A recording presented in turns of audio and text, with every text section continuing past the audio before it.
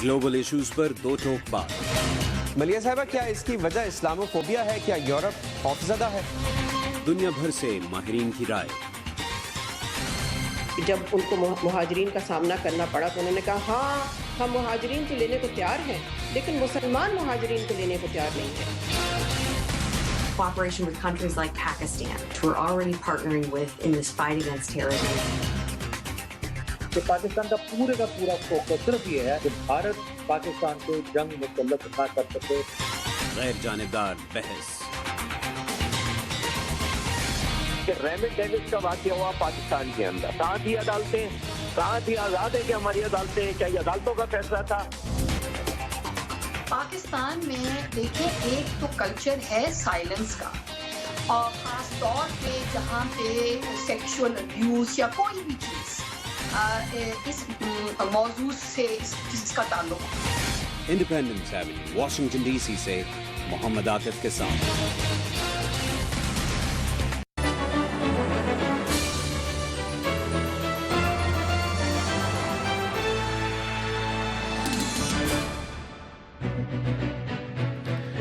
Programme جہاں رنگ میں آپ کا خیر مقدم. یہ پروگرام آپ وائس آف امریکہ سے دیکھ رہے ہیں. وائس آف امریکہ سے یہ پروگرام آپ سن رہے ہیں، اور پروگرام کے اس حصے میں ہم بات کریں گے ٹاپ سٹوریز آج کی.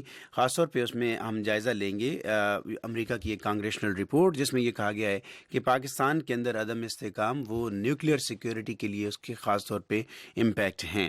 اس پہ ہم بات کریں گے، اور ساتھ ساتھ یہ باچا خان یونیورسٹی چارسدہ، وہاں پہ جن لوگوں نے حملہ کیا وہ لوگ دوبارہ یہ خبردار کر رہے ہیں کہ پاکستان کے دیگر جو تعلیمی ادارے ہیں ان کو بھی وہ ہدف بنائیں گے. اور انہوں نے جو ایک بیانیہ رکھا ہے وہ بہت خطرناک ہے. ان کا یہ کہنا ہے کہ یہ مدارس، یہ انسٹیٹیوشنز ان کے بقول خدا کے خلاف کام کرنے والی نرسریز ہیں، اور ان کو ہم ہدف بنائیں گے، ان کو ٹارگٹ کریں گے.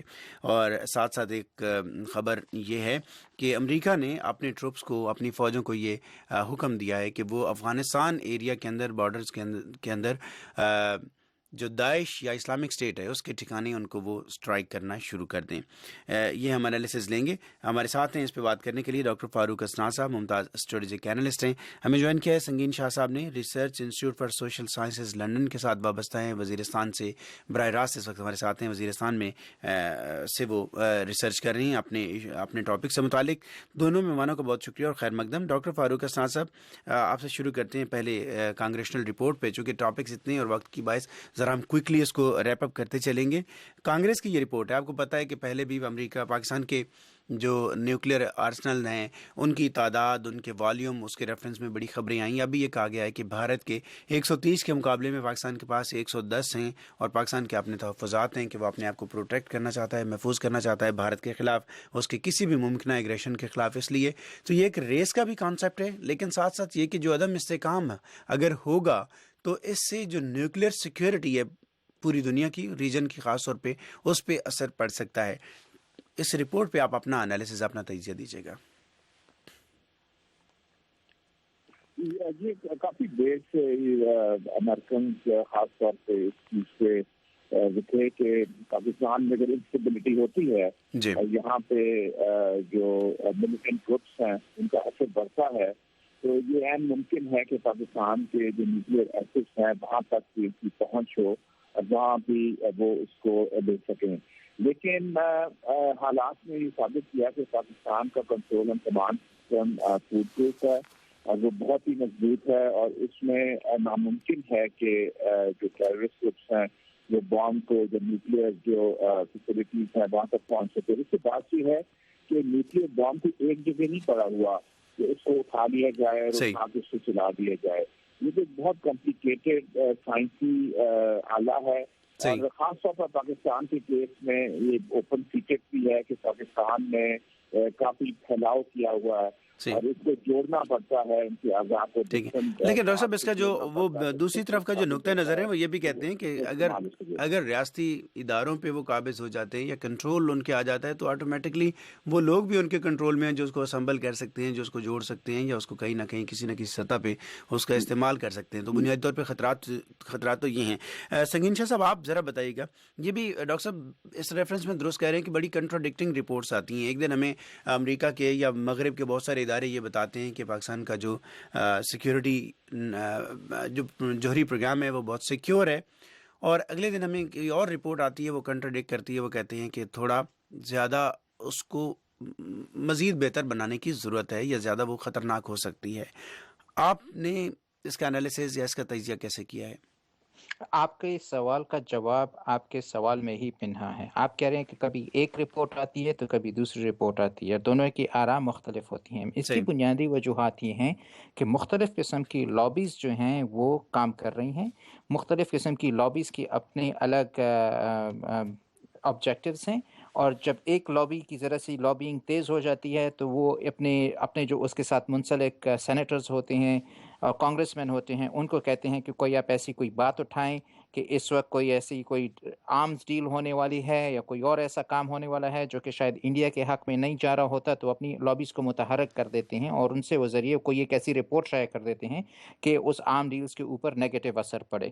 تو اس وقت اگر آپ کی معلومات میں ہوں کہ پاکستان جو ہے امریکہ سے دوبارہ F-16 طیارے خریدنے کی بات چیت میں مصروف ہیں، اور اسی وقت آپ نے ایک اور رپورٹ بھی پڑھی ہوگی ڈان میں کہ جس میں انہوں نے کہا تھا کہ انڈیا کی لابیز اور پاکستان کا ایکس ایمبیسڈر جو ہیں حقانی صاحب، جی. جو کہ پتہ نہیں کہاں کا نمک کھا کے وہ پیدا ہوا ہے، کہ جو پاکستان کا پاسپورٹ ہولڈر ہے اور وہ پاکستان کے خلاف کام کرنے کے لیے ہر وقت تیار ہے، اور وہ لگا ہوا ہے پاکستان کا ایکس ایمبیسڈر لگا ہوا ہے پاکستان کی خلاف لابنگ کر رہا ہے کہ پاکستان کو یہ F-16 طیارے نہ ملیں. خیر اس کی ذات اور اس کی خون کے اوپر میں بات نہیں کروں گا، مگر بات ایسی ایک ہے تو کہ خیر یہ آپ درست کہہ رہے ہیں لابس گروپ ہیں وہ امپیکٹ کرتے ہیں، لیکن یہ تو کانگریس کی رپورٹ ہے خاص طور پہ جس کا میں نے تذکرہ کیا اپنے انٹرو میں. جی کانگریس، جہاں تک کانگریس کی رپورٹ کا تعلق ہے، کانگریس کی رپورٹ کی پینیٹریشن یا ان کی انفارمیشن گیدرنگ کی پینیٹریشن کہاں تک ہو سکتی ہے؟ اگر آپ یہ کہہ سکتے ہیں کہ ان کی پینیٹریشن جو ہے پاکستان کی جو انتہائی حساس ترین جو میٹیریل ہے اس کے اندر تک ہو سکتی ہے تو غلط ہوگا. یہ جو رپورٹس شائع ہوتی ہیں یہ ایک بہت دور سے دیکھ کر ایک حالات کو وہ دیکھتے ہوئے شائع کرتے ہیں، اور اتنی دور سے اگر آپ کسی حالات کو دیکھیں تو آپ کا جو دل چاہے آپ گلاس کو آدھا بھرا ہوا بھی کہہ سکتے ہیں اور آپ گلاس کو آدھا خالی بھی کہہ سکتے ہیں. تو ان رپورٹوں کو پڑھنے کا اور اس ڈیٹا کو انٹرپریٹ کرنے پہ بہت سارا دار و مدار یہ ہوتا ہے کہ اس وقت آپ کے آبجیکٹیوز کیا ہیں، آپ کن آبجیکٹیوز کے تحت یہ رپورٹ آپ شائع کر رہے ہیں. تو اگر میں کہوں کہ ہاں آپ کا اس حد تک رسائی ہے کہ آپ دیکھ سکتے ہیں، آپ گن سکتے ہیں کہ 110 ہیں یا 130 ہیں، میں آپ کو یہ بتاؤں کہ یہ فگرز آتے کہاں سے ہیں. یہ اس انداز سے دیکھتے ہیں کہ یہ ریئیکٹر اتنا بڑا ہے، اس ریئیکٹر کی اتنی کیپیسٹی ہے، اور اس کیپیسٹی کے مطابق یہ اتنا پلوٹونیم بنا سکتا ہے اور اتنی یورینیم کی انرچمنٹ کر سکتا ہے. اور اس کے بعد یہ کہتے ہیں کہ پاکستان کی چھٹیاں کتنی ہوتی ہیں، اس کے سائنٹسٹ کتنی دیر چھٹی کریں گے، کتنی دیر یہ کام پہ آئیں گے، ان کی شفٹیں کیا ہیں، ایکسیٹرا ایکسیٹرا. اس سے جناب ملا جلا کے یہ ساری چیزیں میٹر کرتی ہیں. مجھے باقی ذرا ڈیولپمنٹس کی طرف بھی آنا ہے. ڈاکٹر فاروق حسنا صاحب، آج کی ایک اور جو خبر ہے، باچا خان یونیورسٹی 4 صدا وہاں پہ انتہائی اندھوناک واقعہ، دہشت گردوں کا حملہ. طالبان کے جس گروپ نے یہ حملہ کیا اسی کا جو رہنما ہے وہ اپنے ایک ویڈیو میسج میں یہ بتا رہا ہے، یہ کہہ رہا ہے کہ ہم باقی اسکولوں کو بھی، پاکستان بھر میں جتنے بھی تعلیمی ادارے ہیں کوئی اس میں استثناء نہیں ہے، ہم سب کو ہدف بنائیں گے. یہ ہیں عمر منصور جس کا یہ ویڈیو میسج ہے، اس گروپ کا، طالبان کا ایک گروپ ہے جس نے 4 صدا پہ حملے کی ذمہ داری قبول کی تھی. اور انہوں نے جو اپنا ایک بیانیہ دیا وہ کہتے ہیں کہ یہ جو اسکول ہیں ان کے بقول یہ خدا کے نظام کے خلاف کام کرنے والی نرسریز ہیں، اور اس میں جو لوگ ہیں وہ وہی لوگ ہیں جو اس کے خلاف کام کر رہے ہیں، لہٰذا ہم ان کو ہدف بنائیں گے. کتنا خطرناک ان کا یہ بیانیہ ہے، اس کو کاؤنٹر بیانیے کی سطح پہ کیسے کرنا ہے اور اس گروپ کو کیسے ڈیل کرنا ہے. جی ہے پاکستان میں خاص طور پر اس قسم کا اس کے بہت سے چہرے ہیں، اس کے بہت سے ہاتھ ہیں، اس کے بہت سے منہ ہیں، اور ہر ایک کو ایٹ اے ٹائم ٹیکل کرنا ہے. طالبان کے اندر ایک گروپ نہیں ہے، بہت سے گروپس ہیں، اس کے کرمنل گروپس بھی ہیں، اور سخت ٹارگیٹس کو انہوں نے چننا شروع کیا ہوا ہے.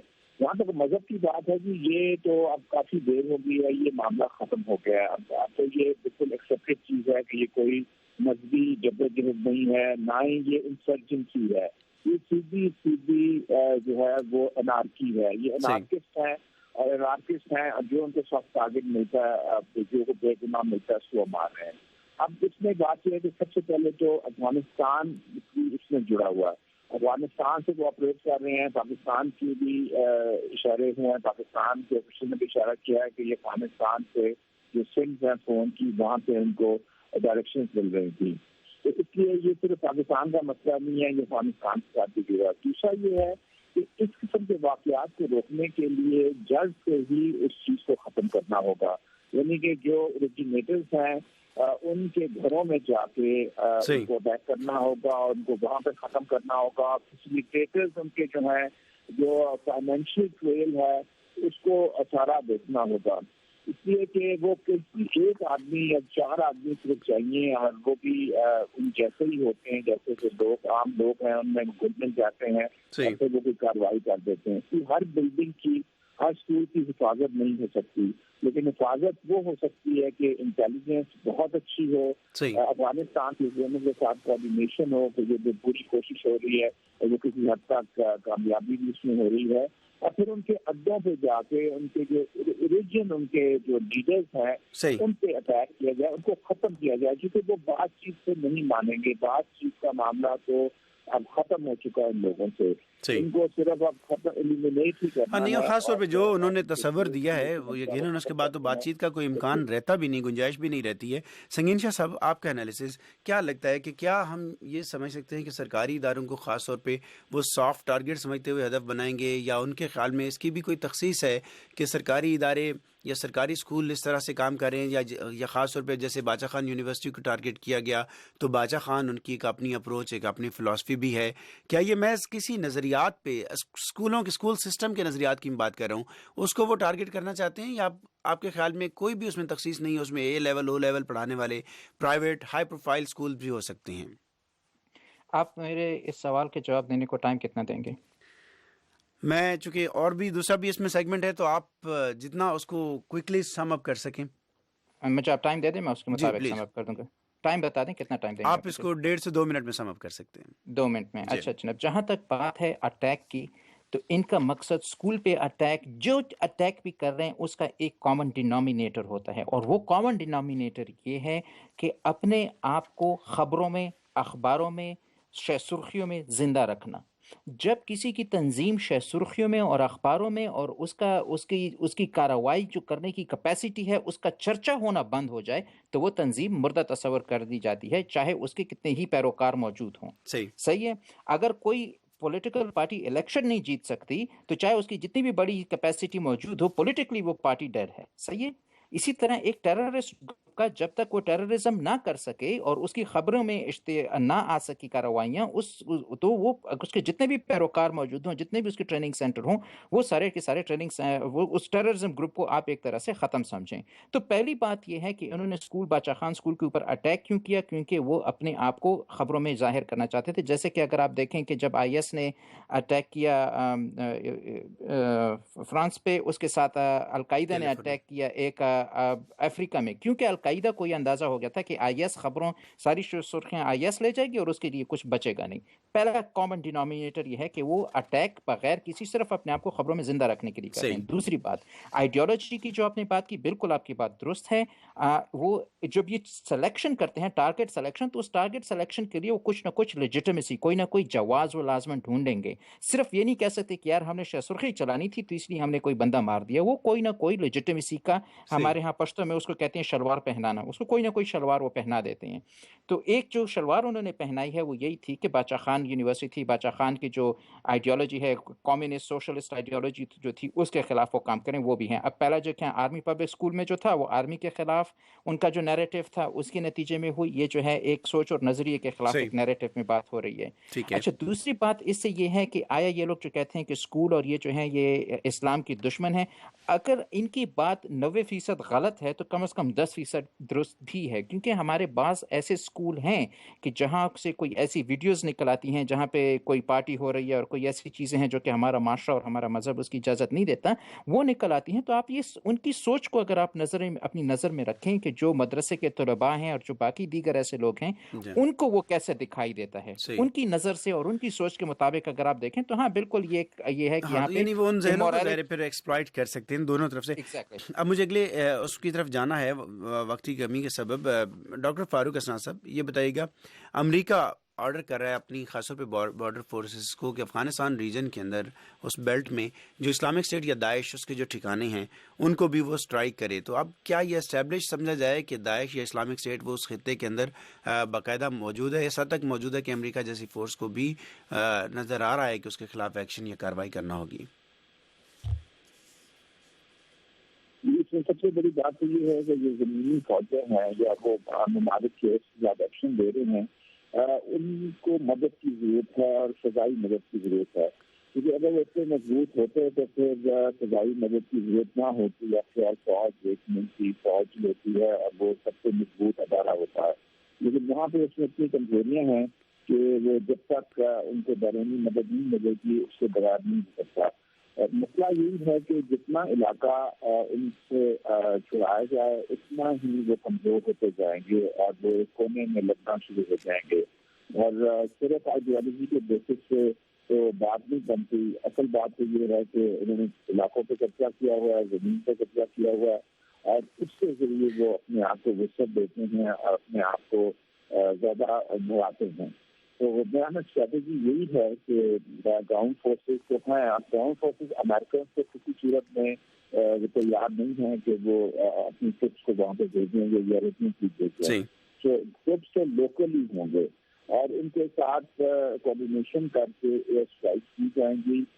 تب یہ دونوں کمبینیشن مل کر IS کو یہی دیکھا گیا کہ جب یہ کمبینیشن ملتی ہے تو اس میں کامیابی ہوئی. رمادی میں ہم نے دیکھا, ہم نے علاقوں میں بھی دیکھا, عراق کے سلسلے میں بھی, وہاں پہ ان دو کمبینیشن نے ہی کام کیا اور یہی اسٹریٹجی آگے بھی چل کے استعمال ہو. جی سنگین شاہ صاحب, آپ کا انالیسس ایسے کون سے عوامل ہیں جو آپ یہ سمجھتے ہیں کہ اس مشن کو دوبارہ شروع کرنے کی ضرورت محسوس ہوئی ہے امریکہ کو؟ جی سنگین شاہ صاحب آپ ہمارے ساتھ ہیں؟ جی بالکل, آپ کو میری آواز آ رہی ہے؟ جی بالکل, آپ کی آواز پہنچ رہی ہے. اچھا 2 منٹ دیں گے آپ؟ کتنے ٹائم؟ جی بالکل 2 منٹ میں اس کو سم اپ کیجیے گا. اچھا جی, دو باتیں ہیں. نمبر 1 بات یہ ہے کہ امریکہ طالبان کے خلاف دوبارہ کیوں نہیں متحرک ہو رہا, صرف IS کے خلاف کیوں متحرک ہو رہا ہے دوبارہ, پہلی بات. دوسری بات یہ ہے کہ اگر افغان فورسز کی کیپیسٹی کی بات کریں تو افغان فورسز تو طالبان کے ساتھ زیادہ لڑ رہے ہیں بجائے اس کے کہ IS کے ساتھ لڑیں. امریکہ صرف IS کے خلاف کیوں متحرک ہو رہا ہے؟ تو اس کی بنیادی وجہ یہ ہے کہ ایک یہ جو امریکہ جو ابھی جو جنگ کے لیے دوبارہ متحرک ہوا ہے وہ کسی فوجی لحاظ سے دوبارہ متحرک نہیں ہوا بلکہ آئیڈیالوجیکلی دوبارہ متحرک ہوا ہے. اب وہ اس آئیڈیالوجی کے خلاف لڑ رہا ہے بجائے اس کے کہ طالبان کے خلاف, کیونکہ طالبان کو آپ جہاں تک بھی دیکھیں وہ ایک بہت ریزنیبل گروپ ہے. اس کی اپنی ایک وجوہات کی تحت اس نے بندوق اٹھائی ہے. پہلے اس نے جو بندوق اٹھائی, ملا محمد عمر مجاہد اللہ ان کو جنت نصیب کرے, غلط کام بھی ان سے ہوئے تھے, اچھے بھی ان سے ہوئے تھے. انہوں نے جب پہلی دفعہ بندوق اٹھائی تھی وہ انہوں نے افغانستان میں امن و امان قائم کرنے کے لیے اٹھائی تھی. دوسری دفعہ جب طالبان کی اگر ہم دیکھیں بندوق اٹھانے کو تو وہ افغانستان میں کہہ رہے ہیں ان کے خیال کے مطابق افغانستان کو آزاد کرنے کے لیے, جو کہ ان سے ایک بہت بڑی غلطی یہ ہوئی تھی کہ انہوں نے القاعدہ جیسے گروپ کو اپنے یہاں پنپنے دیا تھا. اب اس کے تناظر میں اگر آپ دیکھیں تو امریکہ یہ سوچتا ہے کہ طالبان کی ریجنل اسٹریٹجی ہے وہ افغانستان تک محدود ہیں اور وہ کسی طریقے سے ان کے ساتھ ریزنیبلی بات ہو سکتی ہے. IS کے خلاف کے مطابق ان کی سوچ مختلف ہے, اس لیے وہ IS کی آئیڈیالوجی کے خلاف متحرک ہوئے ہیں. مگر اس میں مسئلہ یہ ہے کہ آئیڈیالوجی کے خلاف تو متحرک ہوئے ہیں مگر آئیڈیالوجی کو وہ بندوق اور گولی کے ذریعے نہیں ختم کر سکتے. امریکہ کے پاس کوئی کمپریہنسو پروگرام نہیں ہے کہ وہ IS کی آئیڈیالوجی کو ختم کرے, اور IS کی آئیڈیالوجی کو ختم کرنے کے لیے کمپریہنسو پروگرام میں مسلمانوں کو شامل ہونا ہوگا. بالکل, وہاں سے مسلمانوں کی طرف سے انیشیٹو اور نیریٹو آنا پڑے گا. بہت شکریہ آپ کا سنگین شاہ صاحب, آپ نے میں جوائن کیا. ڈاکٹر فاروق حسنا صاحب آپ کے بھی ہم ممنون ہیں کہ آپ نے ہمارے لیے وقت نکالا. سامعین, 4 سدہ بادشاہ خان یونیورسٹی پہ حملہ, اس ریفرنس میں ایک ڈیولپمنٹ یہ ہوئی ہے اور قابل ستائش بھی ہے. KPK کی حکومت نے خاص طور پہ جو میڈیا رپورٹ کر رہا ہے, گورنر صاحب اور باقی صوبائی انتظامیہ, ان کا جو اجلاس تھا فوجی قیادت کے ساتھ ایپکس کمیٹی کا, اس کے تحت یہ فیصلہ کیا گیا ہے کہ جتنے بھی تعلیمی ادارے ہیں یا باقی سرکاری ادارے جو اپنی سیکیورٹی کا خود خیال نہیں رکھ پا رہے, سیکیورٹی مناسب نہیں, ان کے خلاف مقدمات قائم کیے جائیں. اور اس ریفرنس میں میڈیا رپورٹس کے مطابق, ایک بار پھر میڈیا رپورٹس کے مطابق 70 سے زیادہ FIRs جو ہیں وہ رجسٹر کی گئی ہیں. اسکولوں کو, خاص طور پہ پرائیویٹ اسکولوں کو پابند کیا جا رہا ہے کہ وہ اپنی سیکیورٹی کو بہتر بنائیں. ظاہر ہے کمرشل انسٹیٹیوشنز ہیں, پیسہ بنتا ہے تو پھر وہاں پہ جو کموڈیٹیز ہیں ان کی حفاظت بھی ان کی بھی ذمہ داریوں کا حصہ ہے, صرف حکومت کا نہیں ہے. آپ کو ایک گفتگو ہم سنواتے ہیں, فرماتے ہیں 410 یونیورسٹی پہ حملے میں مارے جانے والے پروفیسر سوشل میڈیا پہ خاص طور پہ بہت بڑا نام سامنے آ رہا ہے. پروفیسر حامد حسین صاحب ایک متوسط گھرانے سے تعلق, اعلیٰ تعلیم باہر سے حاصل کی اور اب وہاں پہ ایجوکیٹ کر رہے تھے اور اس حملے میں وہ مارے گئے ہیں. ان کے بھائی سید سجاد حسین شاہ سے بات کی ہمارے ساتھی شہناز عزیز نے. آئیے ان کی تھوڑی کہانی جانتے ہیں, کس طریقے سے کن حالات میں وہ پڑھے اور کن حالات میں وہ اپنی جان سے گزر گئے. پھوپھی کا بیٹا تھا, اس نے مجھے فون کیا کہ 410 یونیورسٹی میں دہشت گرد آئے ہوئے ہیں, تو میں نے ٹی وی کھولا. میری ماں بیمار ہے, اس کو میں نے کچھ نہیں کہا, بس میں نے ٹی وی کو کھولا اور والیوم بالکل سلو کیا. اسکرین پر آیا کہ کیمسٹری کا پروفیسر حامد جو میرا بھائی تھا وہ شہید ہو چکا ہے. پہلا اس کا نام آیا تو میں رو پڑا اور اپنی ماں کو کچھ نہیں کہا. اور کیوں رو رہے ہو؟ میں نے کہا کہ بس 410 یونیورسٹی میں دہشت گرد آئے, لیکن خیر خیریت سے اس کو اذیت نہیں دینا چاہتا تھا. بہت پیار کرنے والے اور بہادر بھائی جی. اس نے تعلیم یہاں اپنے گاؤں میں سرکاری اسکول سے حاصل کی. سوات لاہور کالج جہانگیر کالج سے MSCA کی. پھر اس کے بعد اسکالرشپ پر MPhil اور PhD کی ڈگری حاصل کی. آخری 10-11 مہینوں کے لیے حکومت نے اسے انگلینڈ بھجوایا, جب آئے تو PhD کی ڈگری حاصل کی. وہ باہر ملک میں بھی جاب کر سکتے تھے, آفر آئی اس کو, لیکن وہ بولے کہ میں نے تعلیم یہاں پاکستان میں حاصل کی ہے اور کبھی ٹیوشن ویوشن بھی نہیں کی, اپنی قابلیت سے PhD کی اور سرکاری اسکول سے کی. وہ کہتے تھے کہ میں نے پاکستان میں تعلیم حاصل کی ہے اور میرے PhD کی ڈگری میں اس پاکستان کے بچوں کو اس کا فائدہ پہنچنا چاہیے. میں اپنے ملک سے باہر نہیں جاؤں گا, اپنے قوم ملک کا خدمت کروں گا. وہ بہت بہادر بھائی تھا میرا. جب پشاور اسکول کا دھماکے ہوئے تو اس کے بعد وہ ملی ترانے, قومی ترانے وغیرہ بہت سنتے تھے اور اس کے دل میں بس بلوچنی تھی. اس بہت اچھے انسان تھے. ان کے جو آخری لمحات تھے ان کے بارے میں آپ کو پتہ چلا ہوگا, کیا گزری وہاں پر ان کے اوپر؟ جب ہم 410 گئے تو وہاں ایک اسٹوڈنٹ باہر آ گیا. اس نے کہا کہ حامد سر بہت بہادر تھے. ہمارے بھائی کے ساتھ ایک اور پروفیسر بھی تھا. اس نے کہا کہ حامد باہر آؤ, فائرنگ ہو رہی ہے. لیکن حامد شہید نے یہ کہا کہ نہیں, میں نہیں جاؤں گا, تم جاؤ. کہ ہم دوسرے کمرے میں تھے تو حامد صاحب نے کہا کہ میں اپنے اسٹوڈنٹوں کے پاس جاؤں گا اس اور کمرے میں. اور اپنے اسٹوڈنٹوں کے ساتھ گیا اس کمرے میں. اور اسٹوڈنٹ چھپے ہوئے تھے, فائرنگ کی آوازیں سنتے تھے تو فرج کے پیچھے اور واشنگ مشین کے پیچھے چھپے ہوئے تھے. میرا بھائی دروازے میں بیٹھ گیا اور اپنا پستول نکالا اور دہشت گردوں کا خوب مقابلہ کیا. ہمارا بھائی بہت بہادر تھا, ہم اس پر بہت فخر کرتے ہیں. دہشت گردوں کا راستہ روک دیا, لیکن آخرکار میرا بھائی کے سینے پر اور سر پر, آنکھوں پر گولیاں لگی اور وہ شہید ہو گیا. یہ کیسے مسلمان ہے, میں کہتا ہوں یہ کیسے مسلمان ہے, کیسے طالب ہے, پتہ نہیں کس طرح کے لوگ ہیں. یہ بہت پیارا بھائی تھا میرا, بہت خوبصورت تھا, بہت پیارا بھائی تھا. ہم سب بہت پیار کرتے تھے اس سے, وہ بہت قابل تھا. حامد ہم سے بس بچھڑ گیا. یہ گفتگو آپ سن رہے تھے سید سجاد حسین شاہ کی. یہ پروفیسر حامد حسین شاہ کے بھائی ہیں جو 410 یونیورسٹی میں کیمسٹری کے پروفیسر تھے اور دہشت گردوں کے خلاف ان کے حملے میں لڑتے ہوئے وہ اپنی جان سے گزر گئے. ایک بریک لیتے ہیں, بریک کے بعد واپس آئیں گے اور اسپورٹس پہ بات کریں گے. واٹس ایپ پاکستان, کیا سین ہے پاکستان؟ جانیے facebook.com/VOA Urdu یا twitter.com/Urdu VOA. ہم سے رابطہ کیجیے urduvoa.com پر. واٹس ایپ پاکستان, کیا سین ہے پاکستان؟ urduvoa.com.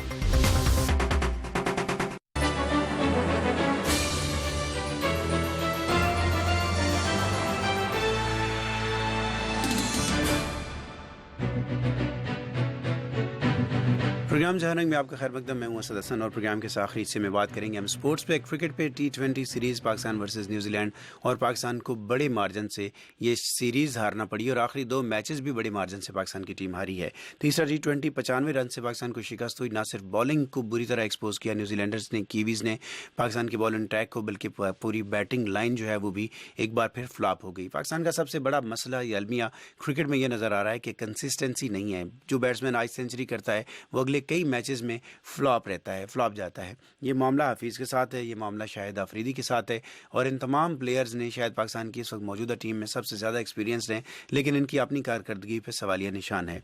एनालिसिस हम लेंगे। हमारे साथ हैं डॉक्टर काशिफ सुहेल अंसारी साहब, US बेस्ड क्रिकेट एनालिस्ट हैं, बजाते खुद एक स्पोर्ट्स का प्रोग्राम भी मॉडरेट करती हैं। बहुत शुक्रिया आपका डॉक्टर काशिफ। T20 बहुत बड़ी सीरीज़ थी। वर्ल्ड कप से पहले पाकिस्तान अपने आप को रजिस्टर कर सकता था, रेटिंग भी बेहतर कर सकता था, लेकिन बहुत मायूस कुन नताइज आए पाकिस्तान के शायकीन क्रिकेट के लिए। क्या वजह आपके ख्याल में आती है? क्या पाकिस्तान की टीम की परफॉर्मेंस बुरी हो गई या बाकी टीमों की कारकर्दगी और खेलने का अंदाज बहुत बेहतर और तब्दील हो गया है? जी अस्सलाम वालेकुम। असद, आपने ये दोनों बात दुरुस्त कही हैं कि पाकिस्तान की कारकर्दगी जो खराब हुई है वो तो हुई है, लेकिन दूसरी टीमों के खेलने का अंदाज भी बहुत बेहतर होता चला गया है। पाकिस्तान टीम में कंसिस्टेंसी की ना होने की वजह से और लड़कों की फिटनेस, सबसे बड़ा मसला जो पाकिस्तान टीम के साथ है वो फिटनेस का मसला है और एटीट्यूड का मसला है। मेरी समझ में नहीं आता कि आखिर पाकिस्तान टीम इस मसले से कब जान छुड़ाएगी। ये कोच काफी अरसे से कोच है, हमारी इंतजामिया जो है वो काफी अरसे से कंसिस्टेंट वही इंतजामिया है, उसके बावजूद लड़कों के अंदर ये तमाम चीजें क्यों नहीं आती? अच्छा, आपने डॉक्टर साहब फिटनेस की बात की, आप डॉक्टर भी हैं, तो मैं ये सवाल आपके सामने जरूर रखना चाहूँगा। मेरा एक ज़ाती एक सोच है, अप्रोच है कि ये जो फिटनेस के जो पैरामीटर्स न्यूजीलैंडर्स, कीवीज, ब्रिटेन, इन प्लेयर्स के लिए, साउथ अफ्रीका के लिए, शायद वो आप अप्लाई नहीं कर सकते, ना आपको करने चाहिए। उनकी बिल्ट और ख़ास तौर पे उनकी ग्रूथ बचपन से जिस अंदाज में हुई होती है, वो इतनी ज़्यादा एक्सरसाइजेस से अगर गुजरेंगे तो मुझे लगता है कि शायद वो फिट नहीं रह सकेंगे।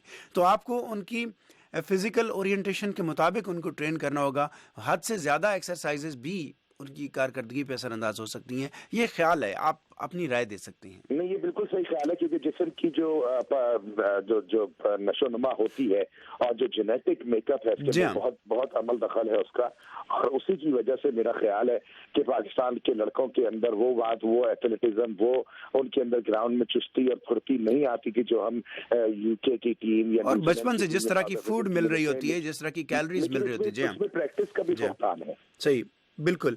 यानी एक तो अगेन वही के देखना पड़ेगा कि उन बच्चों ने, यानी ये जो क्रिकेट खेलते हैं ऑस्ट्रेलिया, इंग्लैंड, ऑस्ट्रेलिया, न्यूजीलैंड के लिए, उनकी बचपन में फूड क्या था और पाकिस्तान के इंटरनेशनल टीम में आने वाले ने बचपन के हालात में गुजारा है, तो बहुत फ़र्क है। दूसरा आप ये बताइएगा, कंसिस्टेंसी। शाहिद अफरीदी अब तो सोशल मीडिया पे भी और मीडिया पे भी आने लगा है कि अब क्या किया जाए, सबसे ज़्यादा मैचेस खेले हुए हैं, लेकिन नहीं, असद मसला ये है कि हमारे यहाँ लड़कों की ग्रूमिंग जब से वो आते हैं एक अजीब से माहौल में, हमारे कोचेस के सामने जो मैनुअल रखा हुआ है जिसको वो फॉलो करते हैं वो एक अजीब सा है।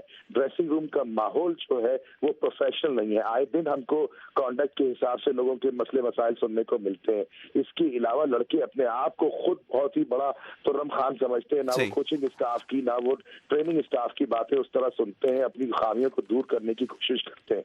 मेरा ख्याल है इट्स अ कॉम्बिनेशन, तमाम चीजों को मिला ले। एग्जैक्टली, सही कह रहे हैं। दूसरा ये बताएं, बॉलिंग पे बहुत ज़्यादा इन्हसार था कि बैटिंग तो क्लिक नहीं करती, बशमूल आमिर के जिसकी वापसी हुई, बड़ी ज़बरदस्त धमाकेदार वापसी बांग्लादेश प्रीमियर लीग खेलने के बाद, कोई ज़्यादा कामयाब नहीं रहे, बड़े ठीक ठाक धुनाई हुई उनकी भी। तो बॉलिंग तो खासी स्ट्रगल करती हुई नज़र आ रही है जब यासिर शाह भी नहीं है उसमें। भाई बॉलिंग तो पिछले 2-3 साल 4 स्ट्रगल करी, बिल्कुल सफर कर रही है। सईद अजमल के आखिरी 6 महीने जो थे क्रिकेट के, उसको भी गिन लीजिए, उसके बाद से हमारी बॉलिंग अटैक दुनिया का कमजोर तरीन बॉलिंग अटैक बनता चला। तो अब मुख्तसरन इस बॉलिंग अटैक और इस बैटिंग लाइन के साथ, इनकंसिस्टेंट बैटिंग लाइन के साथ, वर्ल्ड कप के साथ कितनी तवक्कुआत रखी जाएं? 30 सेकंड में बताइएगा। पाकिस्तान की टीम वर्ल्ड कप के लास्ट 4 क्वार्टर फाइनल से 8 टीमें तो क्वार्टर फाइनल तक तो आ जाएंगे, सेमीफाइनल में आना मुझे नजर नहीं आता अगर इसी तरह की परफॉर्मेंस रही तो। बहुत शुक्रिया डॉक्टर काशिफ सुहेल अंसारी, आपने हमें ज्वाइन किया, आप हमारे साथ मौजूद रहे, अपना एनालिसिस आपने दिया, आपका बेहद शुक्रिया। और सामीन, आज का ये प्रोग्राम अपने इख्तिताम को पहुंचता है। पूरी हमारी प्रोडक्शन टीम के साथ असद हसन को इजाज़त दीजिए। अल्लाह हाफिज़।